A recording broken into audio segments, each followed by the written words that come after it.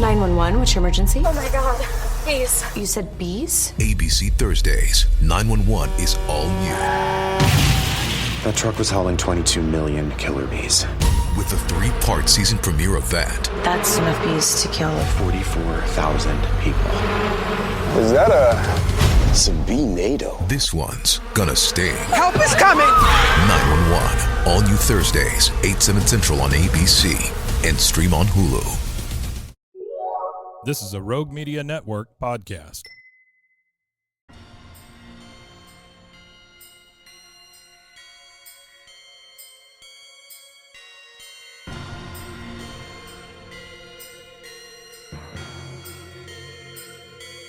BooBaes.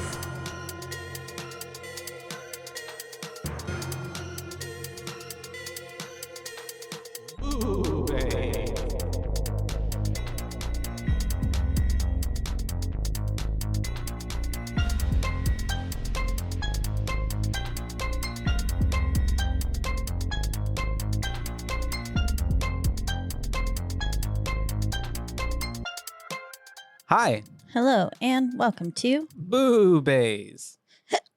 BooBaes. That's right. I'm Josh, I'm your host, Caitlin. and That was a mess. it's okay. And today we're gonna come talking to you about one of our listener requests, Barbarian. requested by Miss Nancy. Nancy, thank you, Nancy, for this request. Something that I Yes. had previously watched, Me but as well. it was pretty good. I enjoyed it. I thought it was a pretty cool movie, and we should just get right into it. Yeah, it's directed by Zach Cregger and Mhm. written by Zach Cregger, Yeah, it's his directorial and writing debut. which it's pretty crazy. The last film we covered also was the directorial debut of Mhm. Filippo. The Filippo brothers, Yeah, Danny and Michael. Michael. Yeah. And so we do basically a horror thriller type of film. I would say it's kind of its own kind of ball game because it's Monster movie. it touches kind of on a bunch of different genres. Yeah. 'Cause Drama, rom-com, even for a moment there. It really does. Yeah. It does such a good job. They do such a good job of painting Bill Skarsgård, Keith, a little creepy. As a creepy.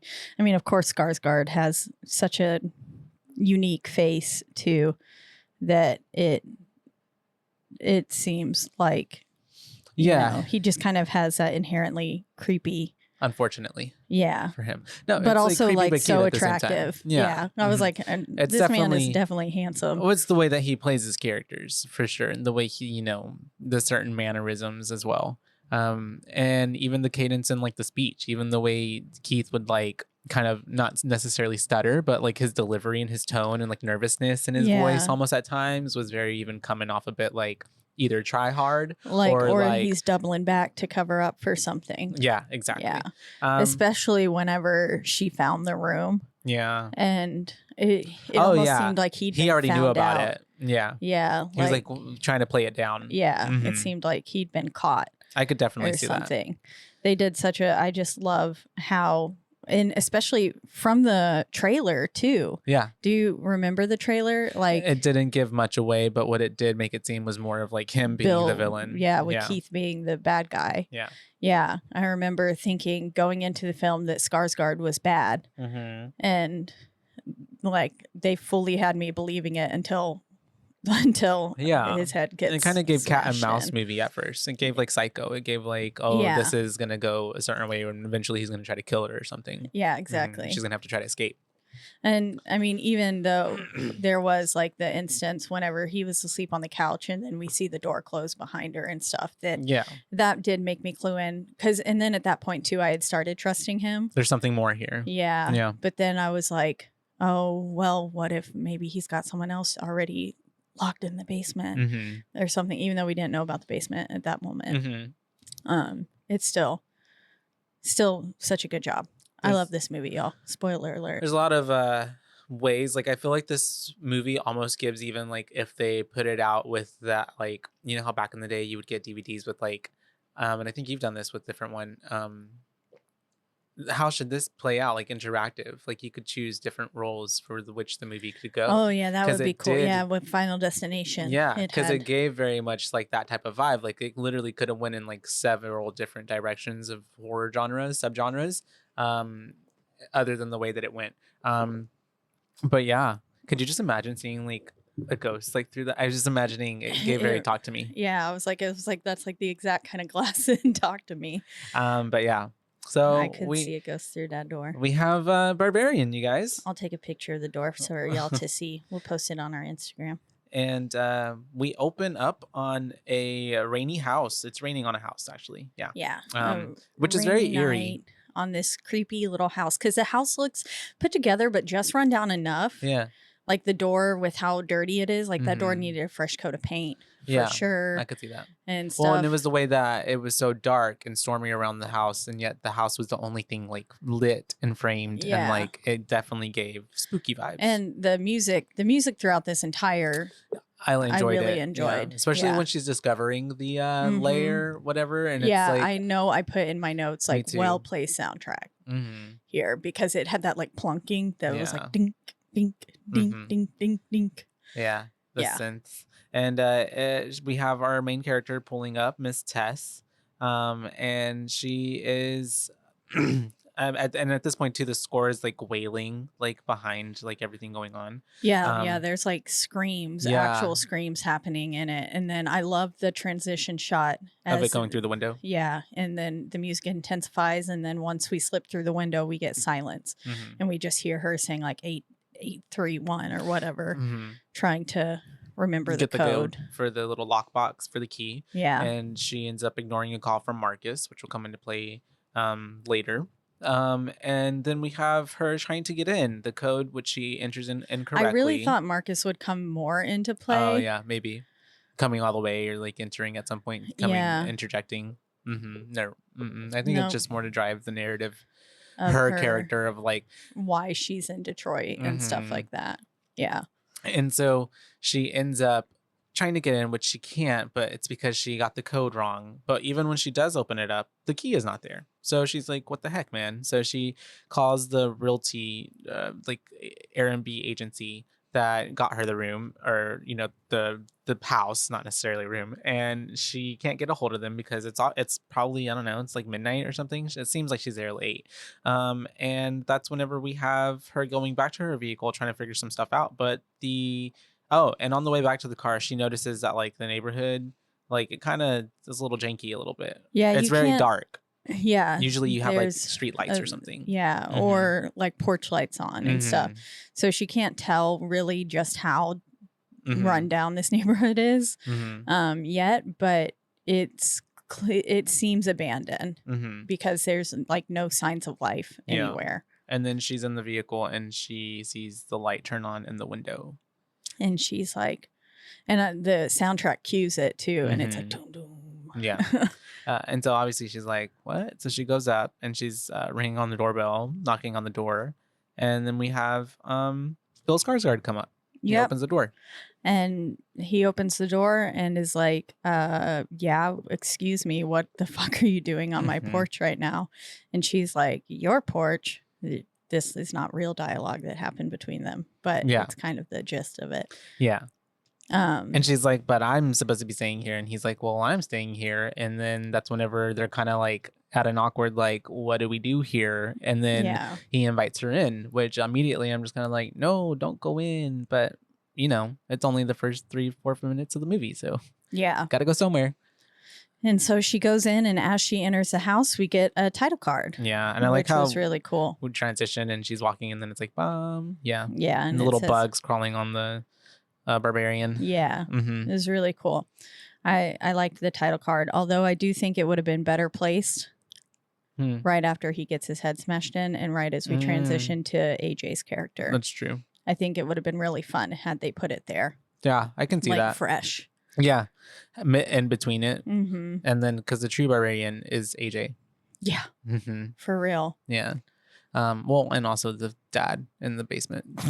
Yeah, But we have her then. poor mom. Yeah. Mama is just she's just a byproduct of everything. Misunderstood. Yeah, we have her getting in the house, and she wants to freshen up, but she's like, obviously, like, I showed you my information of me staying here, so can you please show me, your booking information? It's weird the way he's even like, oh yeah, just in case I'm like some weirdo or something like that, who's just broke in here to sleep or whatever. It's his delivery where it makes it sound a bit like more aggressive, than like haha, and then he's like, I'm just kidding, I'm gonna go get my phone. And then it's also the way he's totally. like, let me find my phone. Who has to find their phone? Most people already know where their phone is. I feel like, because we're all maybe we're all just glued meant to our it phones. wasn't on his person because he was asleep.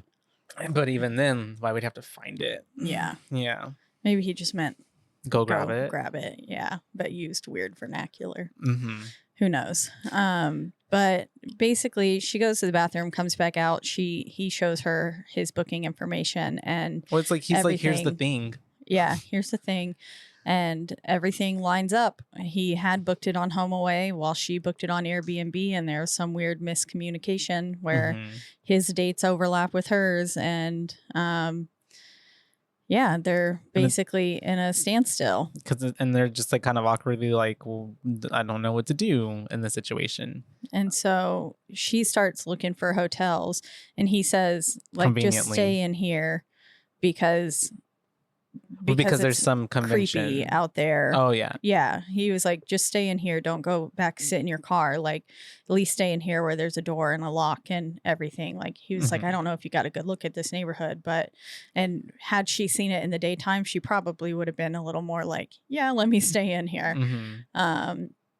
But he's like, just stay in here. She's looking for hotel rooms and she can't find a room, and he's like, oh, you know what? And even the way he brings up this, you know information what? By the way, there's a convention in town. And it's like he's wanting her to stay there, which I think he was, but because he liked her, thought she was cute, rather than him being an actual creep. Poor Keith and all this. Well, I don't know, it gave so misunderstood, but it also gave chivalrous, but it also gave that type of chivalrous dude who's like more like, where's my hug, as opposed to like, being nice to be nice, and more like nice to be like, let me get in your pants eventually, if that made sense. But also, who knows, he could have just been being nice. I kind of had you loved him. I did. You fell in love with him. I did. Yeah. Stranger danger, Caitlin. I loved You would him. get abducted so fast. I would have walked it, and I was sitting there thinking while I was watching this, I was like, damn it, I would have drinking that tea.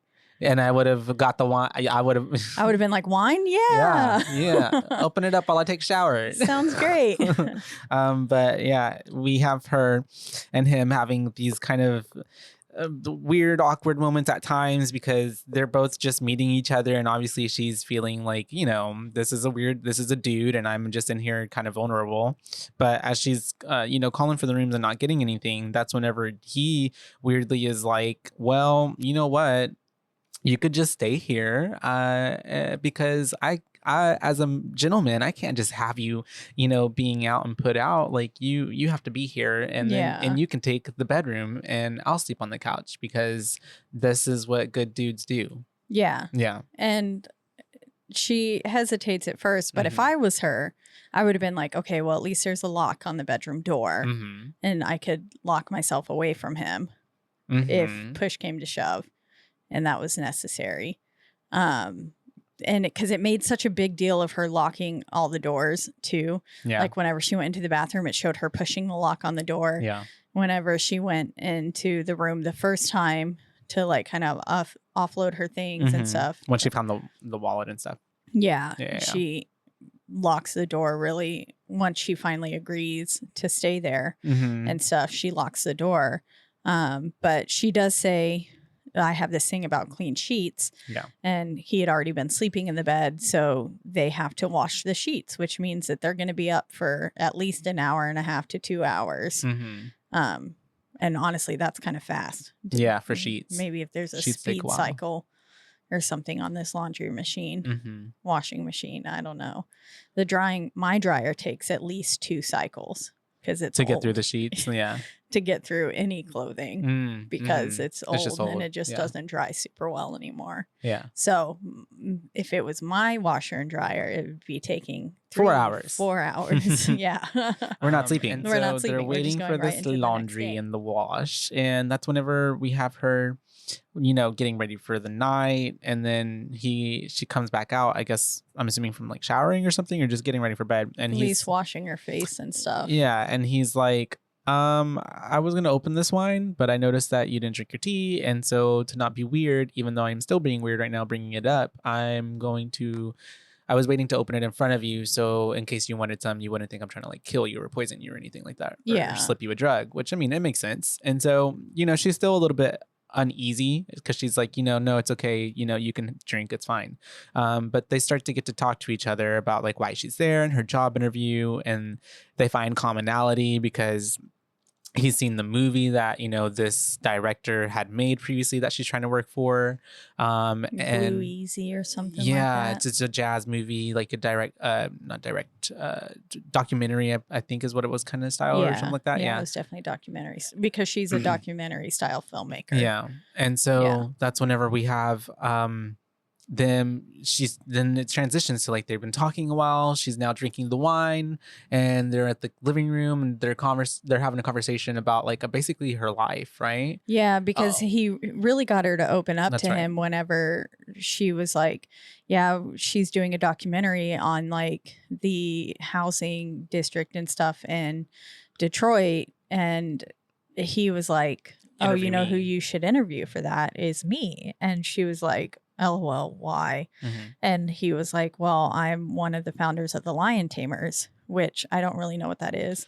I think for the film was like some type of group that is probably like outreach for artists or something, or like creates spaces for artists, because they were talking about how she was like, shouldn't you be living somewhere else? And he's like, oh, I'm scouting for our next block, block of spaces. Yeah, because she was like, don't y'all own a whole block? And he was like, yeah, we do, but I'm out here on this side of town scouting out new neighborhoods and stuff. And so they transition, like you said, to drinking wine now, and they're talking, and she's opening up about Marcus and saying that basically she's trying to get out of this toxic relationship, and is coming to Detroit to hopefully, kind of turn her life. Start fresh, turn a new leaf and stuff. And we see that the laundry's done. Yeah. And they're still talking. They're having a good time. Yeah. They're just vibing. And she actually here mentioned something that I feel like is a theme for the movie, and it's very important in terms of her character. She mentions that she doesn't know why, but she has a problem with she keeps going back. Like she doesn't know how to not go back. And I think that also runs really hard in theme for the movie, because there are so many times in this movie that she could honestly just like walk away and leave and get away, but she ends up going back to find out more, to help, because she thinks people are in danger. It ends up endangering her every single time. And so they end up, like you said, still like bonding and stuff and having a good time, to where they're like now getting the bed ready for her to go to sleep. And he's showing her this like, cute way to put the duvet on. Yeah, that was such a fun little scene. And her guard is really let down, so much so that she leaves the door unlocked whenever she goes to bed, which I was like, oh, yeah. That's not a good sign. No. Yep. Because now it's nighttime again, or not again, but now it's even later in the night. They're going to sleep, and she wakes up in the middle of the night because we hear creaking like happening behind her, and then she notices that the door is open to the bedroom. So someone obviously opened it up, and she's kind of looking out through the door frame, and she can see that Keith is like, and here's him, he's having some like nightmares. Sounds like night terrors. Yeah, homeboy's having some real bad night terrors. And she is like, whoa. So she and there was a weird, did you mention the weird screeching sound? Sorry. Okay, yeah. Well, no, I didn't mention it, but yes, there was a screeching sound. Yeah. It was like and then she is like looking at him, and so it turns from like concern for her to like concern for him really fast, because then she's like, going out there, and she's like, Keith, trying to wake him up, and freaked out. Like it's scary to watch somebody having a night terror. I've never but I've been the one who scared people by Yeah. having night terrors. Mhm. So I know that it's unsettling for people to watch because they always wake up, or once I wake up, they're always like, that was fucking terrifying. Yeah. What is wrong with you? That's weird. Yeah. And so she goes to wake him up, but obviously in waking up, he's spooked and he's like, "What are you doing?" And she's like, "Were you in my "What the room?" fuck?" Yeah. And she's like, "Were you in my room?" And he's like, "No, I didn't open your door." Like, and so she's like, "Okay." And then it's really awkward. And like at the same time that this is happening, as she's checking up on him, we do notice that the door behind her that goes to the basement closes. Yeah. So we now see that like, okay, maybe there's something else going on here. There's someone else in the house with Mhm. them, which is terrifying. Yeah, and then that's whenever we have her just going back to the bedroom and locking the door and then going back to sleep. So that kind of ends that night because then we wake up the next day and she's slept a little bit too late, so she has to hurry up and get ready. And then as she And I love the transition shot too of from the night to day. yeah, Mhm. the night to day. It was like they turned on a light switch. I like Mhm. it when films do that. Mm-hmm. And Hereditary. yeah, and Yeah. then just the way that her body had shifted in the bed and Yeah. stuff. It was a cool shot in my opinion. Mhm. They do a few transition shots that are like that or Mhm. similar. Like whenever she's actually driving to Mm-hmm. the interview itself. There's Yeah. one where she's like driving, then all of a sudden she's driving in the cityscape and parking her car and stuff. And Mm-hmm. they just do a cool job with transition shots in this film. Little jumps, and then we have her, like you said, Or before really, she it's like a gets to lack this- of transition. Yeah, it's just like a jump. Yeah. Mm-hmm. Yeah. Yeah. There's no like It's cool just like blood going it's like a down glitch a drain. almost. Yeah. It's just It's like, switch, it's like, okay, new Mhm. film. especially in the transitions too. Yeah. And we have her getting out, and then this is when she notices in the daylight, like, oh damn, this neighborhood is rough.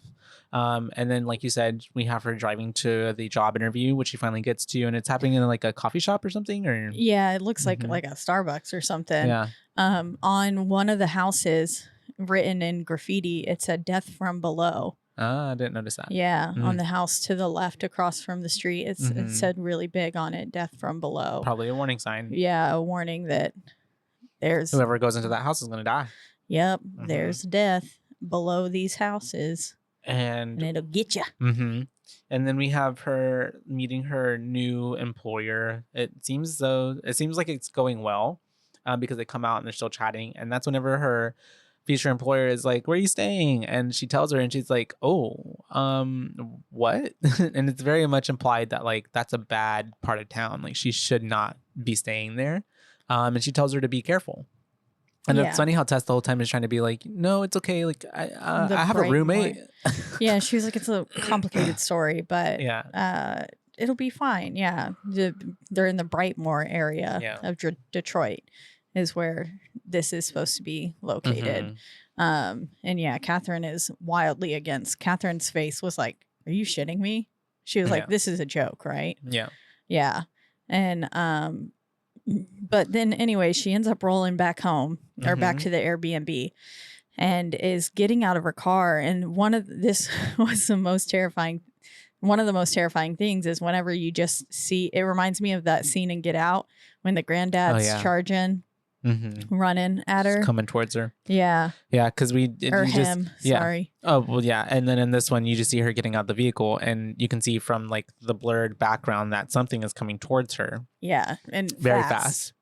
And it's obviously this man who is unhoused because he's like he looks that way, and then he's yelling at her like, "Hey, little girl, get Yeah. it! Don't go into that house." He's not saying anything that would be like, Hey. "There's a murderer in Yeah. that house." Or like, "Hey, like I know I look scary, but I'm just trying to warn you." Like it's very much like, "Oh, this man is about to attack me." yeah. Yeah, and Little so girl. little girl. Little girl. And so she, very hastily gets into the house as he like runs up on the door, and he's telling her to get out, and she's just telling him to run and to go away. So she, does what anyone else I would feel does and calls the cops, and they're telling her, basically like, "We're not sending anybody out there. This is not that important. He's not there anymore, so you're fine." And she's, obviously spooked. And at this point, this is whenever she ends up going to the restroom, I believe. and this is when she notices there's no toilet paper. Yeah. And so she's on the hunt for some new toilet paper and can't find it anywhere, and then opens the door to the basement, the last door that she hasn't checked. And we see down there on top of another set of laundry machines. Yeah. There's TP. And so she goes down into the basement, which I was like, no, don't go down there. That's creepy. She goes down in the basement to get some toilet paper, but unfortunately this door tends to close and it closed behind her and locks her in. And now, a word from our sponsors.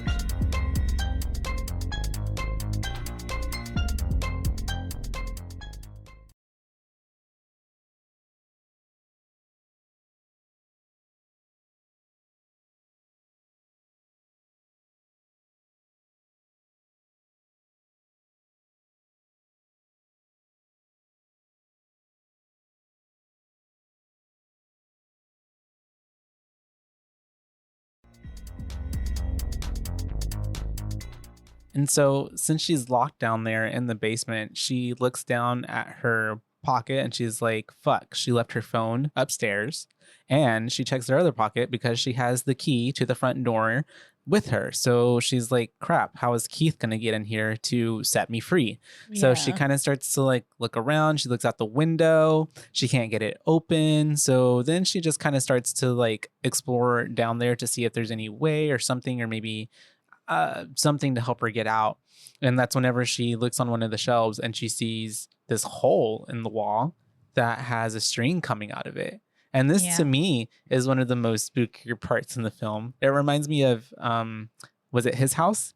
Whenever he's pulling on that thing and then it pulls back. Yeah, because I'm thinking like, damn, I would just be afraid to pull on the rope because what if something pulls it back? Like, that's so eerie. And that's what I thought was going to happen. But His House was such a good film. Yeah. But it doesn't. And so as she's pulling that rope, she ends up opening like a secret door. Which was that's pretty creepy. Pretty cool, but also terrifying. Oh, yeah, because it's so pitch black and she can't see anything. And I love how she's just looking at it intently for a good while. And we have the music building up. And then it's just like the music cuts out and she's like, nope.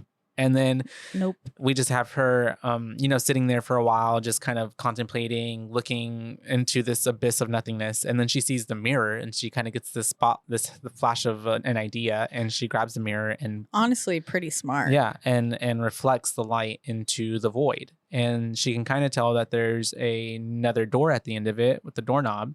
So she sets up that mirror to where it's like leaning on some just old junk that's down there in the basement. And she decides to go in, which is pretty brave. Yeah, I'm surprised. My notes say like she says nope, but then leaves the door wide open. And I'm like, I would have closed it. I would have closed that. Yeah, immediately. I would have been like, not for me. Not for me to see. Well, even when she's shining that light in there and she's looking around, it's still super scary because I was also expecting her to like shine that light in there and then it like something be there. Something be there. Yeah, exactly. I wasn't expecting it to go empty on as long as it did. Oh, yeah. And so, yeah, it's pretty smart, but pretty terrifying that she does this. And this is where the soundtrack's so well placed as she starts walking towards the door. And I was like, girl, do not go in there. And but she does. And she finds like a creepy sex dungeon looking thing with this room. It's got this like completely stained mattress and this camera in the corner and a bucket, which whenever she finds Keith, I love how Keith just only focuses on the bucket and not the camera. Bucket. Yeah. He's like a bed and a bucket and a camera and but just the way I was like, God damn it, there's a bed and a camera. That's a bad sign. It's not a good sign. Not a good sign. And a bloody handprint on the wall. Yeah. Yeah.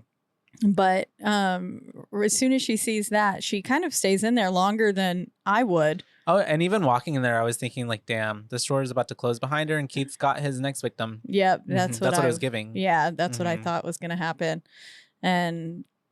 But no, she ends up being able to walk out of there because she's obviously like, okay, there's something fucked up about this. Yeah, some scary shit is going on. That's whenever she hears Keith arriving outside. And so she goes up to the window and starts like, hollering for him, and she's able to open up that little window and give him the key. And whenever she gets upstairs, that she's having this whole freak out moment with him, telling him like, we got to get out of here. Like there's something terribly wrong here. Yeah. And he's kind of stopping her, like quite literally blocking her from leaving, and which seemed suspicious. Crazy. Yeah. Yeah. And then he was just like, she's like, we got to get out of here. There's a room with a camera and a bed and a bucket, and we need to leave. And then that's when he's like, a bed and a bucket. Yeah. and it seems like he's really stalling at this point. Come on. Yeah. And he's like backpedaling. And she wants to leave, but he's like, look, you know what? Forgive me for just like not wanting to leave scared because you're telling me this and that. Like, just wait here for me and I'm going to go check it out. And then we can go. Yeah. Basically. And so that's what he does. He goes down there, and this makes him seem even more suspicious too. Yeah. Whenever he gets down there and really isn't answering her calls. Stops responding. Yeah. Because then at first he's like, yeah. And then all of a sudden he disappears. And she goes all the way back into the sex dungeon and like is looking for him, and he's not there. And then she realizes that back wall is actually a door. Yeah. And it leads more into more room space. Yeah.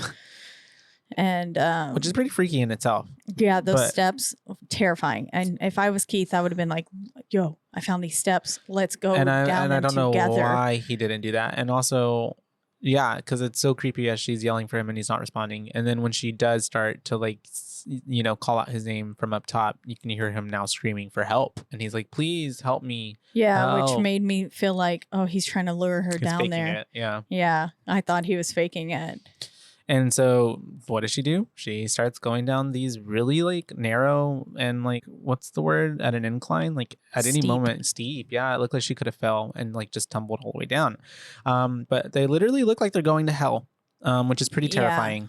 Yeah. And so she's walking all the way down, ends up coming to this to hell. Fucking like, it looks like those metal gates from like Titanic, like on the elevators, like type of situation. Oh yeah. And then she goes past that elevators, and she starts to find what the cages that are there with the bowls. Yeah, as she's like going underground further. Tunnels that have these offshoots of little like coves on them. Yeah. And yeah, there's one that has like 4 cages with like a dog bowl in there. And all while Keith is still screaming like in the background, pleading for help. And they're then like the cages are like bloodied too. Oh yeah.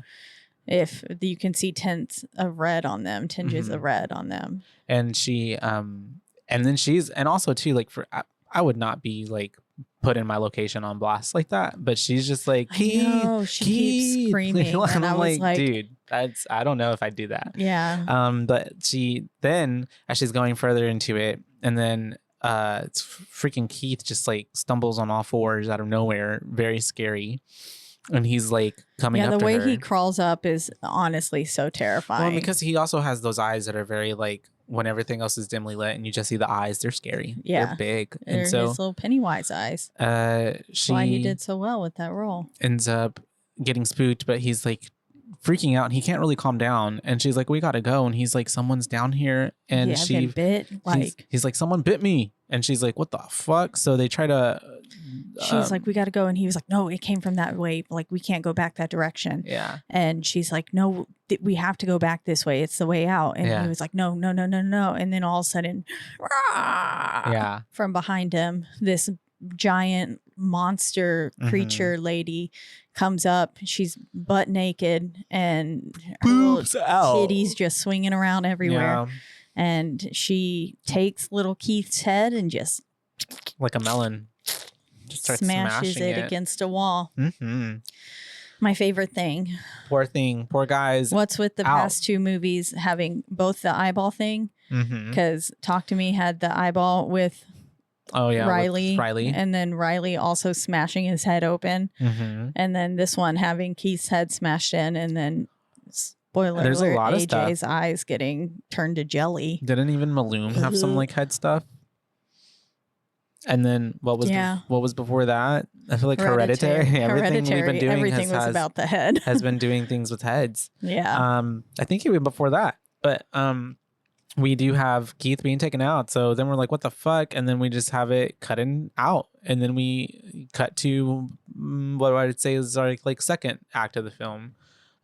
Second part of the movie. Yep, and we're with a really happy, upbeat song. This is where I think it would have been perfect if they would have put the title card there. Mm-hmm. Yeah, because then we're with AJ, aka Justin Long's character. Yeah, driving along the like California coast. It looks like. Yeah, beautiful. Mm-hmm. And he's singing about Ricky Tikki Tavi. Did you ever read about Ricky Tikki Tavi? No. Oh, what is that? Ricky Tikki Tavi, the mongoose. What is that? He like saves a little kid from a snake. Oh no, I didn't know that. Yeah. And I guess it's supposed to be ironic, maybe, or something, that he's singing that. Yeah. And then I wonder what the significance of the snake was in her dashboard. Oh yeah. Because it kept showing that multiple times. Oh, you're right. Yeah. And then with the song of Ricky Tikki Tavi killing the snake, I wonder if he's the snake. And she the mongoose? Or at least because mongoose are still terrifying and can be bad.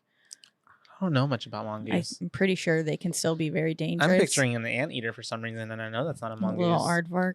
Well, mongoose do look, I feel like, kind of similar. Yeah, let's mongoose.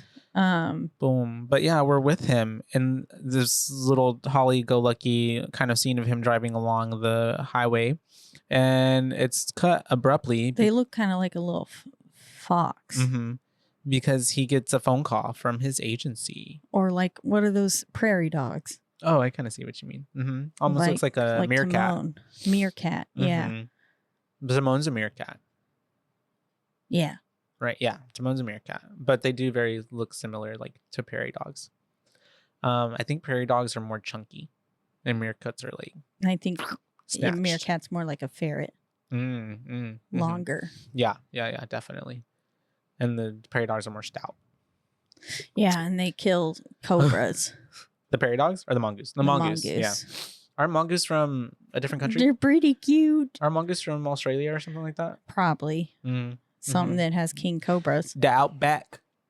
And so I'd pet one. The phone call from this agency is telling him basically like he has some allegations being brought up against him from an actress named Megan, who I guess he had worked on a stint previously. And the allegations are that he sexually assaulted her. Yeah. The R word.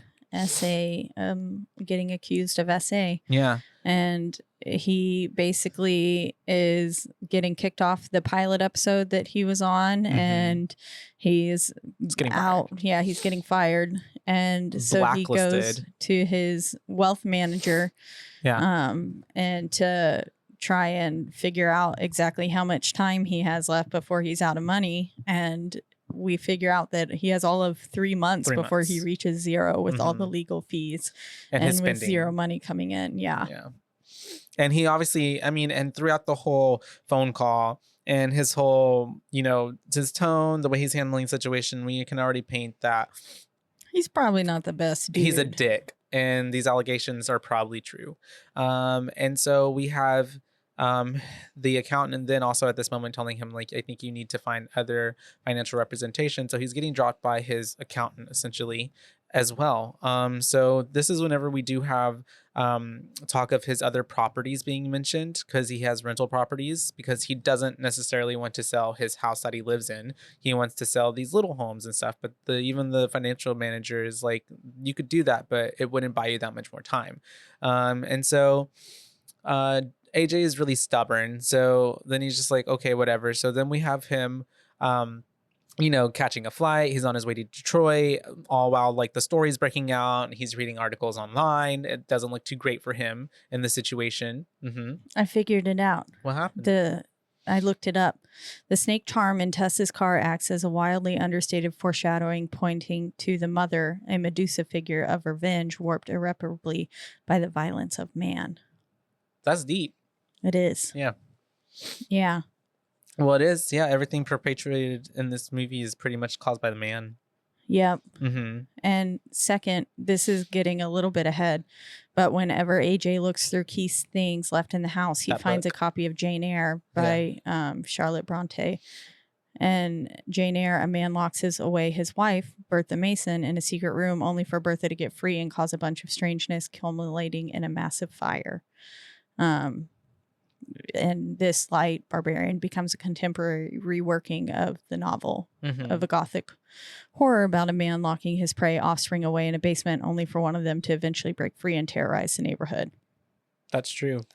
Yeah. I never remember seeing that, and I was like, I don't know, I feel like this book has some deeper meaning to it. I remember looking they at cut it onto too, it for a and while. I was like, I've read Jane Eyre, but like way back in the day.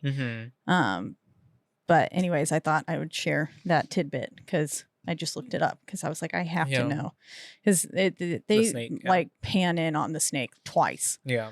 And so I'm like, it's got to have some significance in this film. Yeah. And we have him then arriving to his rental car, and he's on the phone with, I'm assuming is one of his lawyers, and he is, talking to the lawyer about how he is now in Detroit. The lawyer is like, you should not have left the state. Like, this looks very bad for optics. Like, that should have been obvious. The man's not the brightest, not at all. And he's very what's the word? Absorbed. Yeah, narcissistic with the like everything that serves himself, self-serving. Yeah. And so obviously he is being a jerk even to his lawyer, I guess, on the phone. He's like, I've got to liquidate, so I'm here for work. It's not for pleasure. And so he ends up definitely not on the lam. Yeah, he says he ends up going to this booking not like a realty place, I'm not sure, somewhere where they have the keys to the house, his property, and he's like, hey, I'm here to pick up, and she's like, oh yeah, so and so said you'd be here, and she's like, 476 Barbary, huh? And we already know that Barbary is the house that all this shit is taking place at. Yep, we're already in, so it's connecting right now. And so he gets there and he gets into the house, and this is when he notices that there's like people shit there. Yeah. And so he calls to be like, what the fuck? Someone staying here? Like someone living here?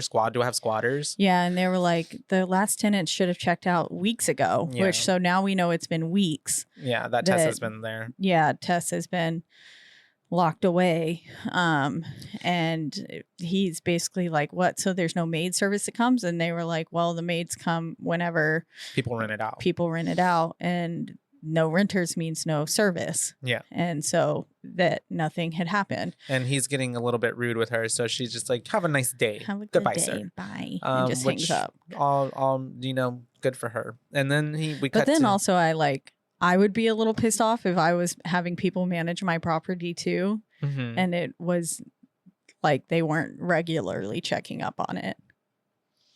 I guess so, yeah. Especially but I mean, that in makes a neighborhood sense, like that. I feel like that does make. I feel you though. I don't think I don't think he should have been yelling at her. Yeah, by for any means. Uh-huh. But I would have also been. You could see the problem as well. Yeah, I would have been a little upset too. But yeah, then he goes out. He calls his buddy. He gets a call from his buddy after talking with his mom, and his mom was like, "What are we supposed to tell people?" And then he basically clearly doesn't have a great relationship with his family. Oh yeah, he's brushing it off, and especially because she like wants him to come home, which is Detroit, which we're finding out, and because she's like, Detroit is just 4 hours away, and he's like, whatever, cuts off because he's like, oh, I've got another phone call, Mom, this is work. And so this is whenever he ends up getting a phone call from his friend, and he ends up meeting his friend out for drinks at the bar. And his friend's basically like, well, just tell me what happened. And he says something along the lines of, she just took some convincing at first, which is like, I'm a persistent guy. Yeah. Yeah. And he's really selling this character well, of like making you hate him. Oh yeah. Justin Long plays a phenomenal asshole at this film. He does such a good job and I love Justin Long as an actor. I think he's done some wonderful things like Accepted. You love a good comedy. I do. Yeah. Except I love me a good stupid comedy. Yeah. Like Will Ferrell humor. Yeah. Yeah. Accepted. Yeah. Dodgeball. Yeah. Dodgeball's a great That's a good film. one. Justin Long's in that. And he ends up just kind of digging his hole even more and more because he gets back home and starts drunk dialing her and calling her and just like on the phone is like, if I did something to offend you or hurt you, I am so sorry. But like, it's just really bad. It's really cringe. Yeah. And he's incriminating himself. Oh yeah, for sure. As well. And he's like, I'll just apologize to you. Like, you can just call me again and I'll keep apologizing. And so it's like, it's too late to apologize. Yeah, very much so. And then we transition to the next day. And he is like, throwing up. He has a bad hangover, but at this point he starts to notice more stuff from who was staying there. So he starts to go through their shit. I love how he just fucking tosses Tess's laptop after opening it. Because he doesn't care about anything but himself. Mm-hmm. Yeah. He just like, is no like, respect. Chunk. Yeah. And he ends up kind of searching around through the place. And then he ends up going into the what's it called? The basement. Because I think he remembers whenever he got there, because Tess had left the chair on the door, so it was open. So he goes down there, and before he can even get all the way down there, he hears like a thud, and so he's like, "I've got a gun, and I'm gonna shoot you. Not afraid to use it. Yeah, or you can come up and I'll let you go." Not very convincing at all. But he ends up going down there and he sees like the door open and shit. And then he goes further in.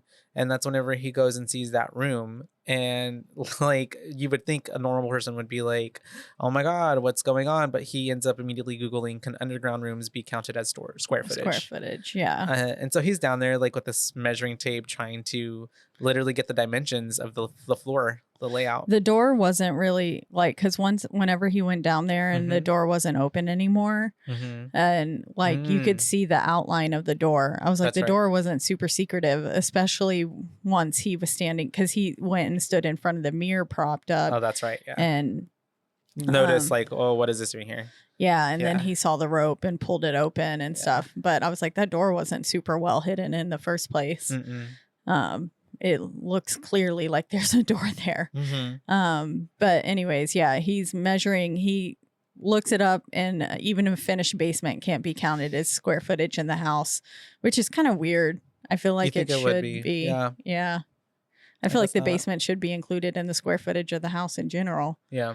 I don't know. Basement bedroom, super cool. Terrifying. Too many ghosts. We've seen yeah. Too many horror movies. What's that? Which one? The Connecticut?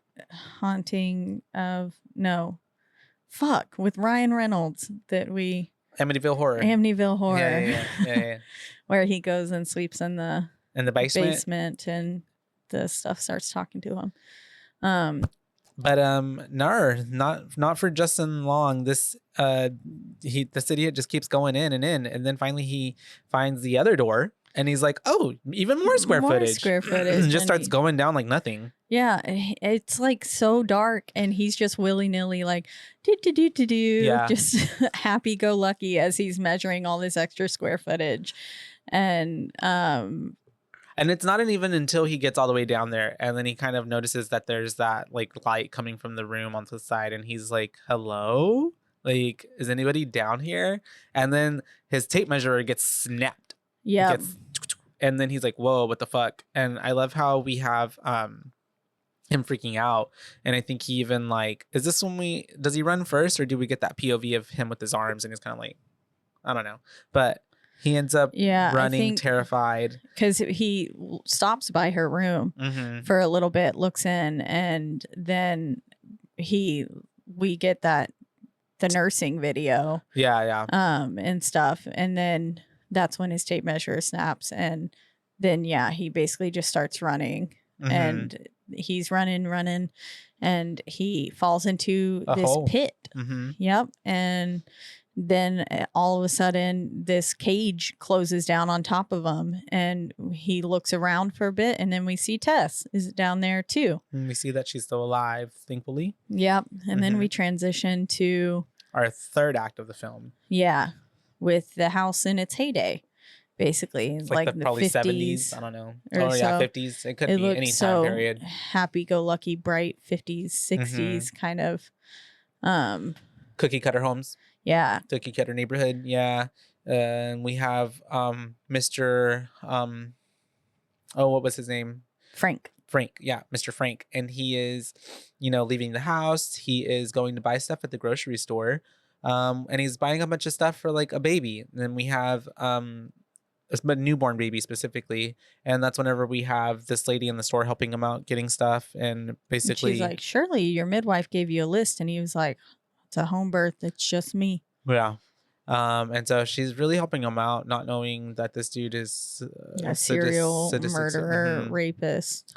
And so he ends up getting on that shit, and this is where we see like where the video came from as well. She gave him a video, and we have a VHS, and we have him leaving. Then as he's going, probably on his way home, he ends up spotting this lady, and he follows her home, and he ends up pretending to be a serviceman with also like his fucking name tag on the service outfit said Carlos. Is not a Carlos. Clearly not a Carlos. But he ends up, convincing her very easily, like, let me go in, ma'am. And so he ends up going in there and like locking the windows, and I'm assuming getting stuff ready for fucking kidnapping her, abducting her. And so at this point, then we have him Did you say locking or unlocking? Locking. Oh, I think he was unlocking. Oh, was he unlocking it? So that way he could crawl into the house and get her later. That's true. Okay, I'm see what you mean. pretty sure that's what he did. Got it. Yeah, but he's being real creepy and then leaves, and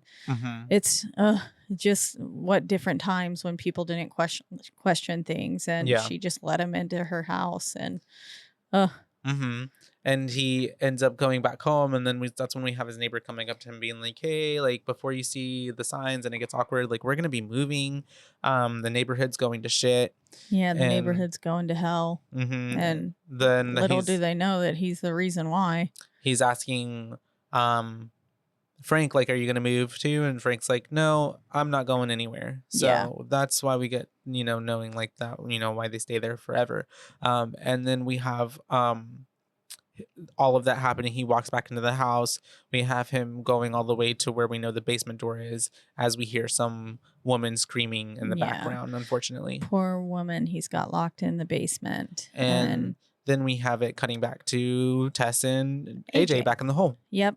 And basically at this point, we figure Tess is trying to explain basically the rules of survival to AJ, and it's like, whenever she comes, don't freak out. You absolutely must not freak out. You just have to remain calm and do like what she says or what she wants.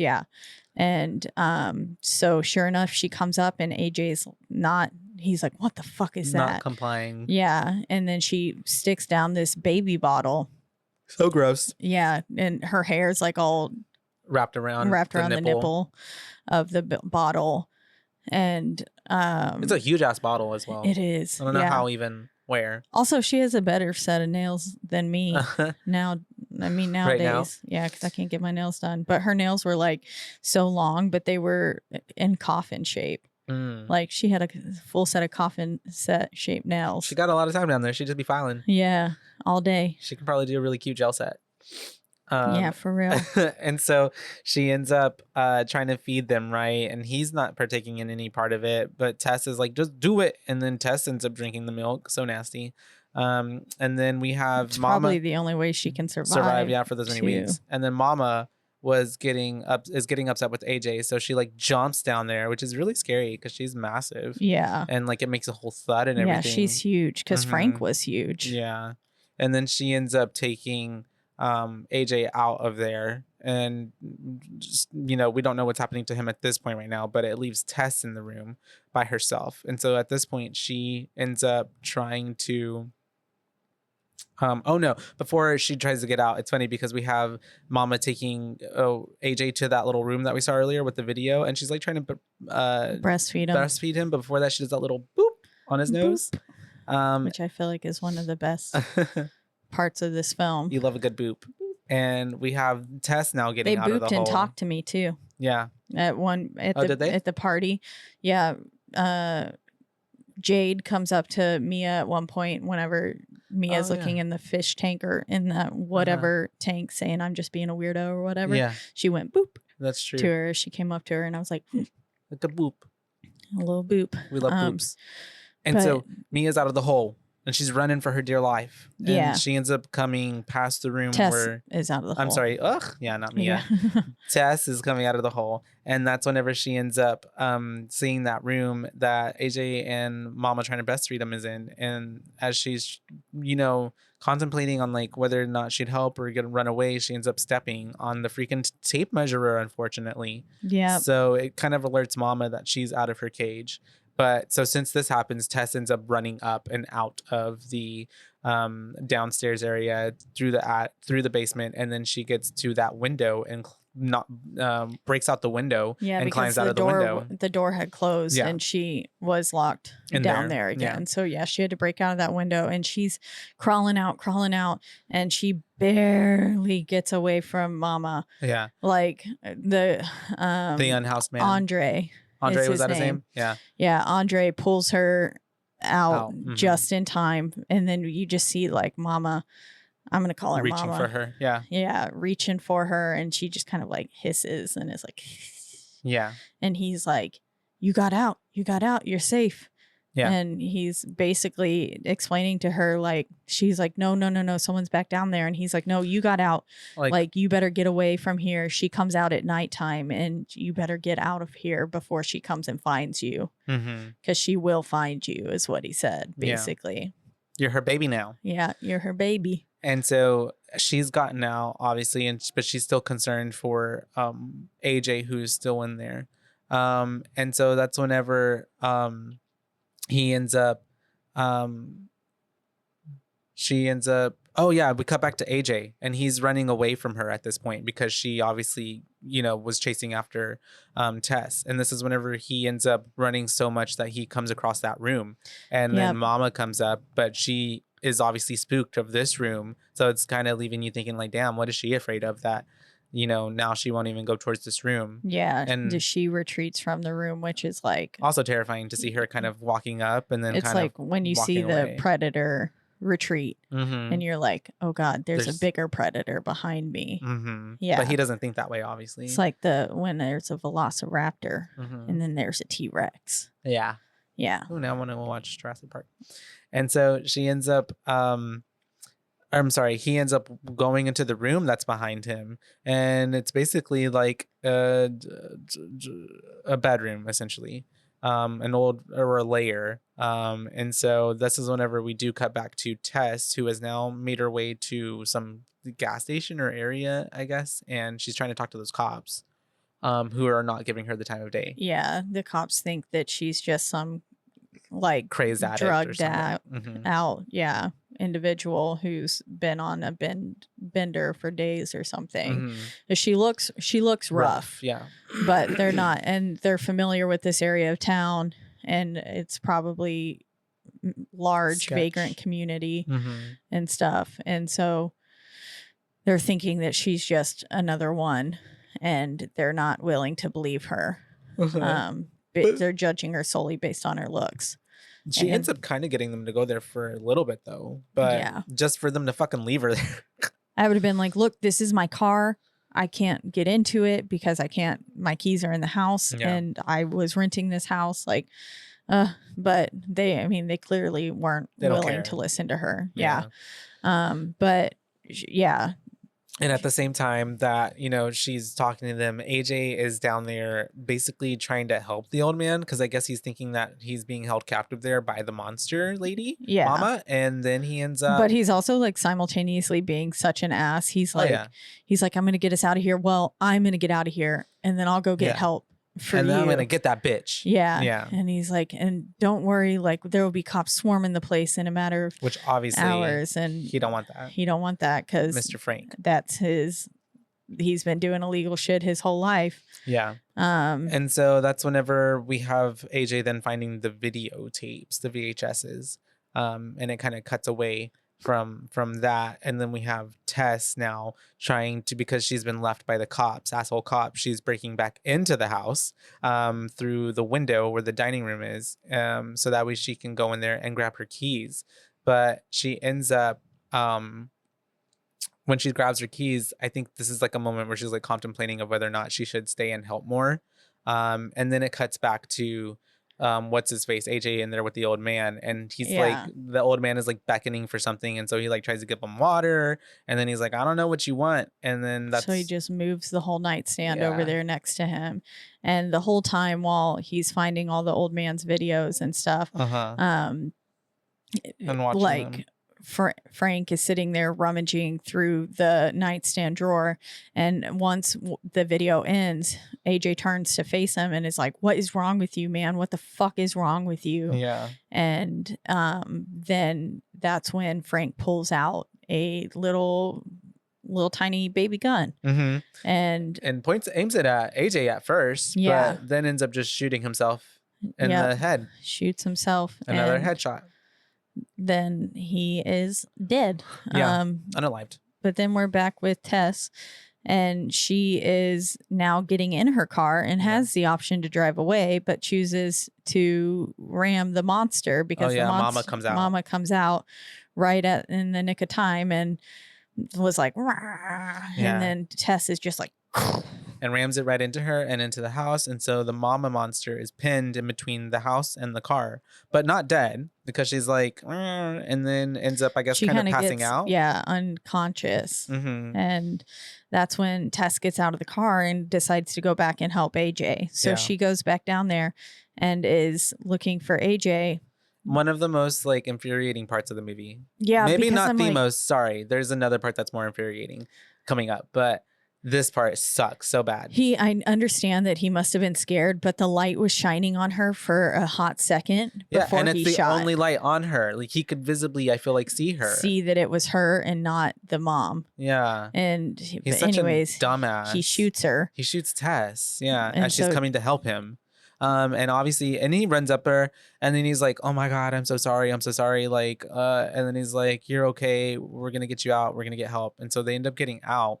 And then that's when we notice when she comes out that, the mama's not there where she was. Yep. So they're like, what do we do? And she's like, I know where we can go. So they end up going to find Andre, which they do. And Andre takes them to At the water tower. underneath the water tower. Yep. Mhm. And then he's basically explaining that she's lived there Her whole for her whole life. She comes out at night and that she is basically so inbred that It's like when you make a copy of a copy of a Copy. copy. it gets that way. Like that's what you get. Yeah. Yeah. And He was like, because he explained that he would take those ladies down there and then have babies with their babies and babies with their babies. Yeah. Which is so weird. and yeah, disgusting. Yeah. And so basically that's how we got Mama. And It's funny because then they're also freaking out because they're like, are we even safe here? Like, what are we like? We need to go. And he's like, I've lived here for 15 years and she ain't ever come in here. And then automatically she just busts through. Yeah. And then And before AJ Uh-huh. got all introspective too. Oh, yeah. And He's was like, "Am I'm a I terrible bad person." Yeah. I Blah, shot blah, her. blah. Yeah. And it was Yeah. like, and then you could tell he was clearly thinking about his He was essay projecting. charges as Yeah. well. And it was like, dude, you're You're a terrible person. Yeah. You suck. You're not a good person who does bad things. You're just a bad person. Yeah. But yeah, then Mama breaks in and she yanks up Andre and then just rips off his little arm and then starts beating the shit out of him with his own arm. Pelting him with it. So Funny. badass. Yeah, funny. She's just like a rag doll, just like wow, wow, wow. And then we have them running up the stairs of the water tower. I like Mama. Yeah, and she's honestly misunderstood. She's not really doing anything bad. She's honestly protecting her own, Yeah. her child. And then that's whenever they're running up the stairs of the water tower, kind of going up on the side. And man, poor Tess is fucking shot, so she's struggling here. And AJ's just leaving her in the dust. And he's like, "Come on, come on!" And they do. She's like, "Wait for me," and Yeah. he's like, They end up getting close to the top. He gets up there obviously first, and then that's whenever we have her getting up to the top, but the mama is right behind her. Excuse me. And so he has his gun, but as he's about to like pull it out, he fucking drops that. like a little bitch. Drops He drops that shit. it because his hands are shaking too bad and he can't get a hold of it. And then he goes, "Well, one of us has got to get away." So then he just takes Tess and he throws her off the water tower and says, "Come get your Come get your baby. come get your baby." Yeah. And Mama just hops right off after her. Catches her midair somehow, I guess. I think her body mass made her travel faster Further. than Tess did. Yeah. Yeah. That makes sense. And She's then heavier. wrapped her up in her little arms and ends up saving Tess's life by using her body as like a shield. Mm-hmm. And then AJ comes down and he was like, you actually slipped. Yeah, I didn't even he was like go. gaslighting her. I didn't I was like, you slipped. AJ, what the fuck? He's like, here, let me save you. Let me save you. I will save you. I was like, no. Stupid. But thankfully, Mama pops right up and then she just picks up AJ by his head and then takes her little thumbs and just presses them into AJ's eyeballs, makes jelly. It looked like applesauce coming out of his eyes. It did. And then, makes my eyeballs hurt. And then, just splits his head in half. Yeah. And then the whole time, she then just drops AJ and looks back at Tess and is like babbling and is saying like, and then that's whenever we have Tess grabbing the gun and pointing it to Mama's head. And it's kind of like a really sentimental moment. I know, because then Mama kisses her little fingers and then puts a kiss on Tess's forehead. Because it's almost like Mama even knows like what's about to happen, and she's kind of giving her like permission, like to shoot her. Do it, baby. Yeah, do it, Pepe. As long as my Pepe lives. Yeah, and then Tess shoots her, and then roll credits. The credits come on, and then we flash back to Tess getting up and walking away. Tess walking away and like stumbling. Yeah, and this is a fantastic version of where they took a happy song and made it creepy, because with that "Be My Little Baby" song, that not "Be My Little Baby," not that one, no, but it was a different one that also said "Be My Little Baby." They did a great job of taking a happy song and making it creepy. It actually had some relevance, unlike "Smile" and "Lollipop Lollipop." Oh yeah. This one was good. But yeah, that is 2022's Barbarian. Yeah, which was pretty good. Pretty good. Thank you for the recommendation, Miss Nancy. Yes. I guess I'll go first with my BooBaes review. BooBaes. I hated it. No, I'm just kidding. No, I really liked it. I thought almost it was choked on my own spit. Good. I remember when I first watched it too. I thought it was so good. I thought it was really upon your first watch, because you don't really know what's going on. There was so many moments where I was like, I thought it was going to go in this direction, but then it didn't. And then you have like the breaking down of the kind of 3 different parts of the movie that I feel like really it worked for the movie, and it felt really like kind of I mean, obviously other stuff has probably been broken up like this before, but it just kind of seemed like new-ish and like fresh, and felt like the people who made it had a good like plan of where they laid it out pretty good. Like, it was, as much as like there was a twist and like, oh, I thought it was going here, it was going there, like it didn't seem like it was unreasonable or like unjarring or like, how did we get here, like what is this, what's going on, like, it all still made sense. And the acting was pretty good. Honestly, I feel like I'm kind of sad that Bill wasn't in it as long, because I feel like that character kind of could have gone somewhere maybe in the storyline, but we did need that good shock value to kind of reset the film. Yeah, and to kind of throw you a bit. Yeah. Otherwise, and to make you be like, oh shit. Otherwise, I wouldn't be feeling what I'm feeling right now. Yeah. But yeah, I agree that Mama was misunderstood, and it's kind of like an unfortunate circumstances of events.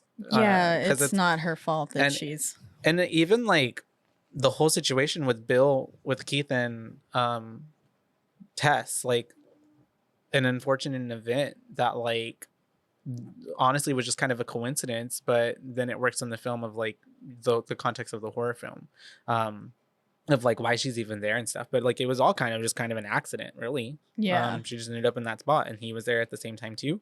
And then yeah, I think that it was pretty thrilling. It was pretty scary at some parts, especially whenever like they're in the dark and you can kind of only barely see Mama at some points.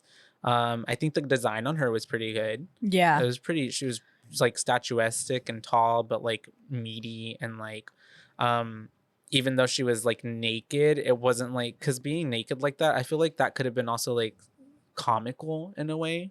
Yeah, or like taken like not so seriously, but they still did it in a way where it was still pretty scary. Yeah. No, and it was like human her but not being looking naked. human. Yeah, Mhm. it reminded me of like a Titan from Attack on Titan, and they're like almost Naked, right? Yeah, they are naked. Mhm. But like it was almost like you don't notice her genitalia, except for her boobs, Yeah, which are meant to be there because she's a mama. yeah. Which we do see her trying to like breastfeed and stuff. Yeah. But you don't notice her vagina. Yeah. Yeah. Most certainly. It's almost like she's like a It's Ken tasteful. doll It's tasteful. or a Barbie doll. It's tasteful nakedness, if that makes sense. Yeah. They never like explicitly show it. Yeah. So all in all, I would probably have to give it like a good 4.5, honestly, out of 5, a 4.5. I think it was directed and told very well.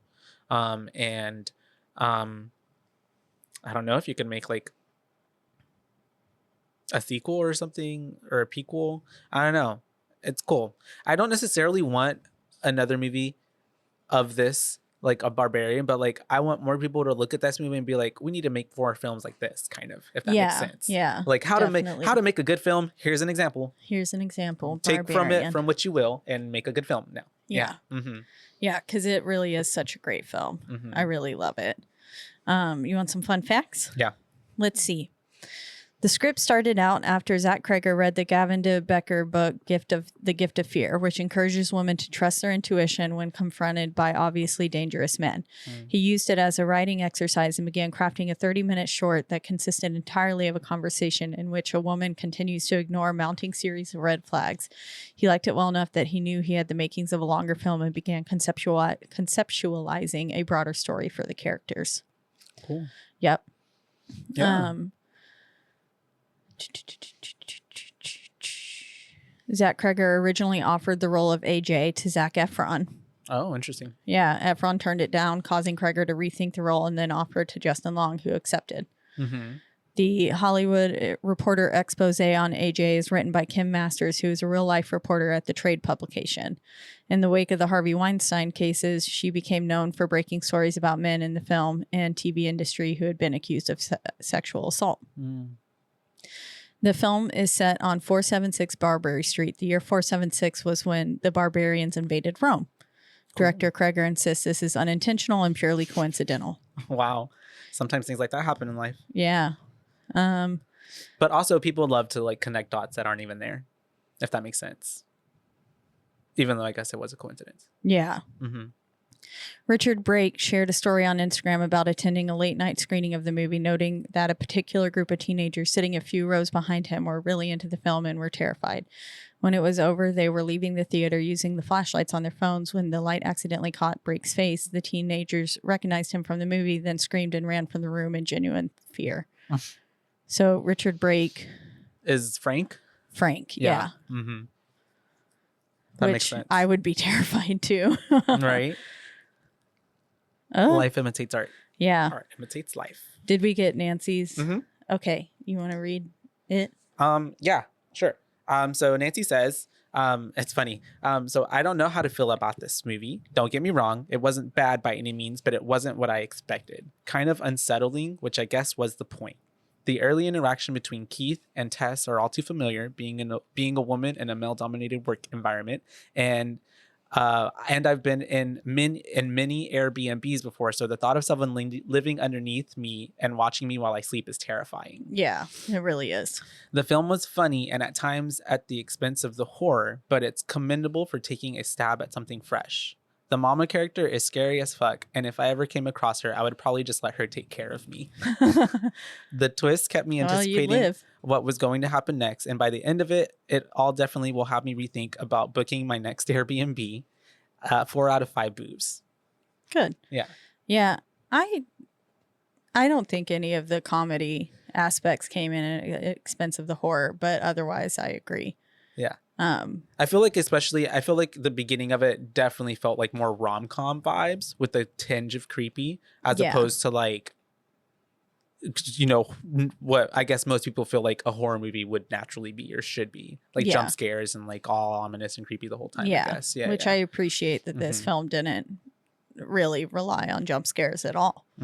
It did such a good job of being unsettling anyways. I think What's your boo rating? for me, Mhm. I really enjoyed this film the first time I watched it. I didn't get to see it in theaters, but I did watch it at home once it came out on HBO, Mhm. and I watched it with Andrew. Andrew was legitimately terrified. Sorry, Andrew. That's funny. No, that's awesome. Like the That's whole the time. point of a scary movie. Yeah, he's not as into scary movies, but he does like to watch them, and he really enjoyed this film. He thought it was really good. That's good. And that it did make him unsettled. Mhm. So I agree. It was creepy. It was really creepy. And it has me rethinking Airbnbs too Mhm. and stuff. That is too. true. You never know. Yeah, what's in other parts of the house, or like then there's like kind of like the 13 cameras situation where there could be cameras camera and somewhere. also terrifying. But overall, I thought this was a fantastic film. This film has everything. It does. It really does. It's got a tint of romance. It's got a little bit of comedy. It's got a lot of the boop. Literally The her boop. trying to breastfeed Justin Long. That's a bit laughable. Yeah, that is. Yeah. And but also like Terrifying. simultaneously the most terrifying thing I've Yeah. ever seen. True. And it's Grotesque. it's just so good. Her hairy nipples. Yeah. Mm-hmm. It was Yeah. And even the scene. milk coming out of it looked like yellowy, rotten milk. Yeah. Yeah. Like puss. spoiled. Mm-hmm. Puss. It's puss. It's not even milk. It's just puss coming out of her. Puss. It's just puss. Yeah. But I loved all the acting in it. I thought Tess did a phenomenal job of portraying someone who was like freaked out and But also like determined to like try to like help, yeah, as no matter how scared I guess or freaked out she was of what was going on. and to be the like she had Final Girl vibes. Yeah. And there's a reason she lives. Mhm. Even though she kept going back. But I mean, then again, so did Sally Mm-hmm. and Texas Chainsaw Massacre and stuff too. Not to help people, but Sally was that's her name, right? Sally. Mhm. Yeah, she's just running around everywhere. So I think, and then Skarsgård did a stand-up performance in this film. Justin Long, I've never believed someone was more of an asshole in my entire life. Truly. So Justin Long did a fantastic job with that. And then Mama was a wonderful creature design. Mm-hmm. They did a fantastic job with her. I really loved the way she looked. And this was one of the times where it's not scarier having her Be hidden. Yeah. Mm-hmm. It's scary seeing her Mm-hmm. up front and like, Center. and then especially too when she is like slightly shrouded with the shadows. Mm-hmm. That is terrifying. That's the scariest. Yeah. Yeah. Because it reminds me of like Slender Man Mm-hmm. and stuff. You're just It seeing was this super like scary. spindly body. When she was running up towards them the first time, I think, right? Yeah. Whenever she was, coming towards Keith and then started banging his head And in. even whenever she slips away from AJ, Mhm. whenever he's by the door, Mm-hmm. and she like kind of retreats to the shadows. It's very scary. Yeah, Mhm. it's very scary. But yeah, I think I would have to give this film, honestly, like a 4.75. Mm-hmm. I really, really enjoyed this film. I enjoyed it on the second watch every bit. It was so easy to get through. And I would honestly Especially go. since they break it up, into Yeah, like the three to parts. 3 It parts. feels like 3 short episodes almost. In Yeah. A way. Mm-hmm. It's very digestible, and I Mhm. would go back and watch this film again today if I had to. Mm-hmm. I would watch it again. Like Yeah. if someone was like, "Watch Barbarian again," Breakfast, I'd lunch, be and like, dinner. Let's do it. "Okay, I will." Don't mind if I do. Yeah. So that's 4.5. 4.75, a 4, and a 4.5. So we're at like a 4.5. 4.5. Yeah. Yeah. 4.5 for the Barbarian. For Barbarian 2023. 3. Mm-hmm. No, 22. Was it 22? I thought it was 2023. It's 2023. It came out. Did it? Well, no, maybe No. 2022. Was It's it last year? 2022. My Yeah, bad. it came out last year. You're right. You're right. I was like, at least I, Yeah. but who knows? I've gotten, No, I've it's gotten okay. those dates wrong before. No. You're right. It did come out last fall. But yeah, so there you have it. A 4.5 overall for Barbarian by Zach Yay. Cregger. By Zach Cregger. Yep. Once again, we're in the lovely Rogue Media Network studios. That's all, folks. And they take good care of us. You can That's listen right. to our podcast and other podcasts on their website called roadmedianetwork.com. And you can listen to them, also us and them, on a slew of podcasting platforms, the biggest two being Spotify. And also Apple. But wherever you do listen, don't forget to rate, review, like, and subscribe. That's right, because that is the only way we can get ahead in this world. And then if you want to let us know your thoughts on Barbarian, please reach out to us on our one social media platform, which is Instagram, and that is at BooBaes Podcast. That's at BOOBAES, because we're your BooBaes, not your BooBabes. Yep. And then if you want to keep following along with us for this spooky month of October and keeping up with the other films that we'll be watching, make sure you follow us there, and then you'll figure out what we're going to cover. Yeah. Because I don't think we know what we're going to cover. But we're going to find out. Yeah, we could do Tusk with Justin Long. We could. Keep Justin Long in the mix. Just Justin Long for the rest of the year. Justin Long, everything. There's a lot of horror movies. Yeah, he does have quite a few. Love them. But until then, bye, Baes. Bye, Baes.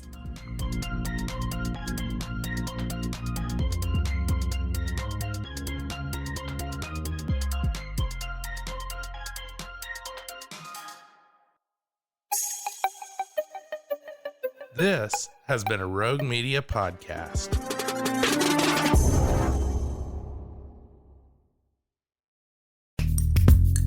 Are you a podcaster? Let's talk podcast hosting. Are you tired of your current podcast host? Need real support in a community that gets it? At Rogue Media Network, we offer top-tier podcast hosting services to help you thrive. From hosting and distribution to dedicated support, we've got you covered. Starting as low as $25 a month. Join our community of passionate podcasters today. Contact us at hello@roguemedianetwork.com.